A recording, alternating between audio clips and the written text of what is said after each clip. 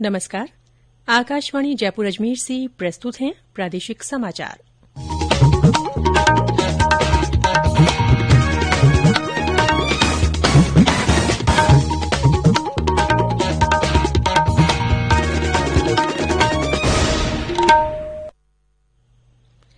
समाचारों के साथ मैं रितिका गुप्ता।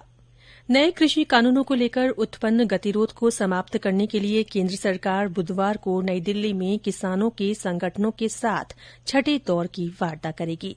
शनिवार को कृषि मंत्री नरेंद्र सिंह तोमर के साथ पांचवें दौर की बातचीत में किसान संगठनों को आश्वासन दिया गया कि न्यूनतम समर्थन मूल्य जारी रखा जाएगा और इसे खत्म करने की कोई आशंका नहीं है। श्री तोमर ने कहा कि किसान नेताओं ने जिन प्रावधानों को लेकर आपत्तियां जाहिर की हैं उनका संभावित समाधान खोज लिया गया है। उन्होंने आशा व्यक्त की है कि किसानों का आंदोलन जल्द ही समाप्त हो जाएगा।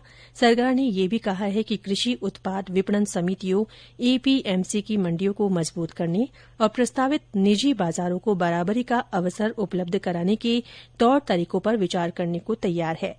श्री तोमर ने दोहराया कि सरकार किसानों के कल्याण के लिए पूरी तरह प्रतिबद्ध है और उनकी सभी समस्याओं के समाधान के लिए तैयार है। चूरू जिले के भानीपुरा थाना क्षेत्र में आज सुबह ट्रक और जीप की टक्कर में 4 महिलाओं सहित 6 लोगों की मृत्यु हो गई। हादसे में 2 अन्य गंभीर रूप से घायल हो गए। घायलों को सरदार शहर के सरकारी अस्पताल में भर्ती कराया गया है। जीप सवार ये सभी लोग डूंगरगढ़ में एक शोक सभा में जा रहे थे। सभी मृतक एक ही परिवार के बताए जा रहे हैं।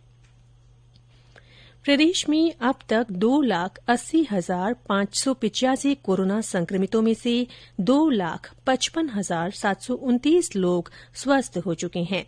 कल इस बीमारी से 2,818 रोगी ठीक हुए। वहीं संक्रमण के 2,089 नए मामले सामने आए। इनमें सबसे ज्यादा 481 रोगी जयपुर जिले में मिले। इनके अलावा जोधपुर में 221, अजमेर में 105, कोटा में 101, अलवर में 95, उदयपुर में 91, भीलवाड़ा में 81 लोगों में संक्रमण की पुष्टि हुई है। कल 20 और लोगों की मृत्यु होने के साथ ही मृतकों का आंकड़ा 2,429 हो गया है। प्रदेश के 21 जिलों में 4 चरणों में संपन्न हुए जिला परिषद और पंचायत समिति सदस्यों के चुनाव के लिए कल सुबह 9 बजे से सभी जिला मुख्यालयों पर मतगणना होगी। 10 दिसंबर को जिला प्रमुख और प्रधान के चुनाव होंगे। 11 दिसंबर को उप जिला प्रमुख और उप प्रधान के चुनाव करवाए जाएंगे।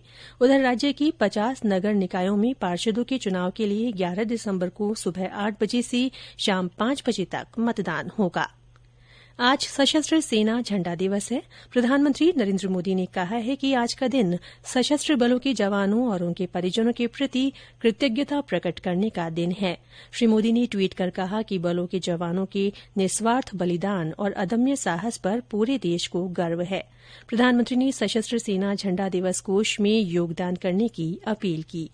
रक्षा मंत्री राजनाथ सिंह ने भारतीय सशस्त्र बलों के साहस और सेवा को सलाम किया है। मुख्यमंत्री अशोक गहलोत ने सशस्त्र बलों के शहीद जवानों को विनम्र श्रद्धांजलि दी।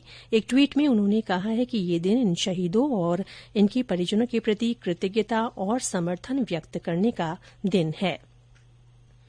मौसम विभाग ने कहा है कि प्रदेश में आगामी 5 दिनों तक मौसम शुष्क बना रहेगा और तापमान में विशेष बदलाव की संभावना नहीं है। विभाग के निदेशक राधेश्याम शर्मा ने बताया कि प्रदेश में लगातार आ रहे कम तीव्रता के पश्चिमी विक्षोभ के प्रभाव से हवाओं का रुख बदला हुआ है और इसके कारण तापमान में बढ़ोतरी हुई है। 11 और 12 दिसंबर को सक्रिय पश्चिमी विक्षोभ के प्रभाव से राज्य में बादल छाये रहने और हल्की बारिश की संभावना बन रही है। इसके कारण तापमान में 2 से 4 डिग्री गिरावट होने के आसार हैं। मौसम विभाग के अनुसार आज सबसे कम न्यूनतम तापमान माउंट आबू में 5 डिग्री सेल्सियस दर्ज किया गया। इसके अलावा सीकर में 9, चूरू में 9.5, पिलानी में 10.5, भीलवाड़ा में 10.8, वनस्थली श्रीगंगानगर और उदयपुर में 11.6, चित्तौड़गढ़ में 11.8 और राजधानी जयपुर में 13.6 डिग्री सेल्सियस न्यूनतम तापमान दर्ज किया गया। और अंत में कोरोना जागरूकता संदेश।